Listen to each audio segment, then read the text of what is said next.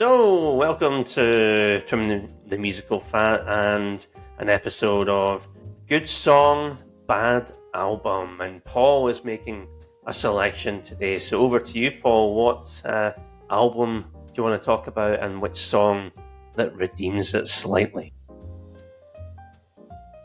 So this song, it feels totally out of place on the album because it's not a very good album, and it's from David Bowie's 1984 album Tonight, and the song on it, which is very good, one of his best, is Blue Jean, and that came out in 1984. Blue Jean,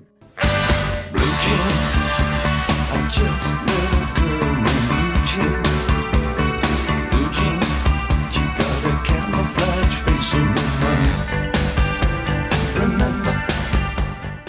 So this album was his follow-up to the massive successful album Let's Dance from the previous year, and that was like a massive success, as I say, but it wasn't.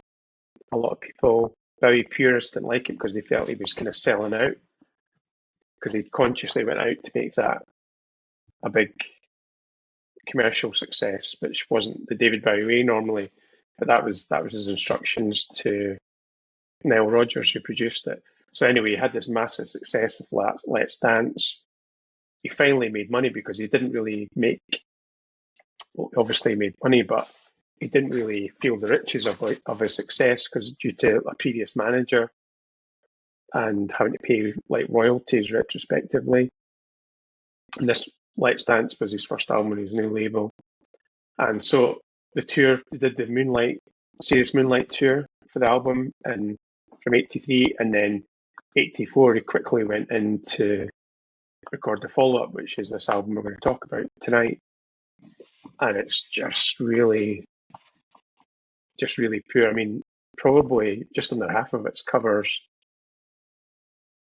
and they're not very good versions of the covers as well. Like he does God Only Knows by the Beach Boys. It's a really poor version. It's like really got a schmaltzy lounge act. And so from having Let's Dance, which was like reinvented David Bowie and his success,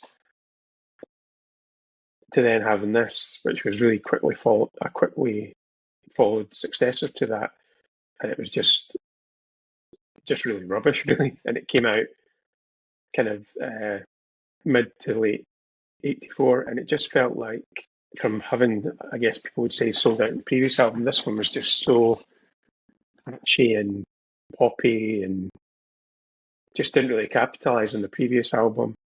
And it kind of, from this point, as I suppose Paul McCartney around this time as well, it was a downward trajectory for these like legendary artists. And this was, for David Bowie, this was the album that kind of set the tone for the next maybe 5 years, till Tin Machine.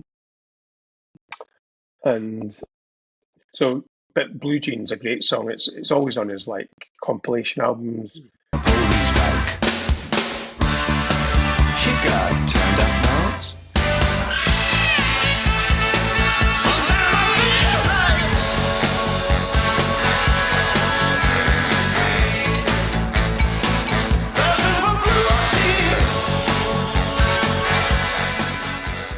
So even if you listen to this album and you hear Blue Jean, it does feel out of place because it's good, and the rest of the songs aren't very good. There's another few singles off the album. The title track Tonight, which had Tina Turner, it's a song that doesn't really go anywhere. That was actually originally an Iggy Pop song that him and David Bowie had done way back in the late 70s. But it just doesn't work. Although China Girl of the previous album, Let's Dance, that was a cover. I'm saying cover, but it was like co-written with Iggy Pop and released by Iggy Pop originally.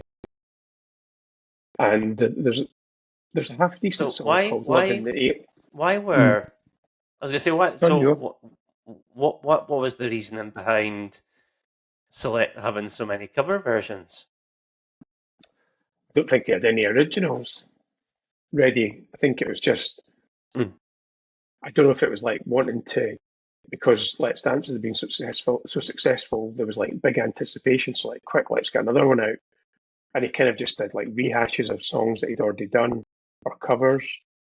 And the other one good song that on it is "Loving the Alien," which was actually Oh, that's good. he never ever liked that version. So on his last tours, he actually did an acoustic version, which he preferred more.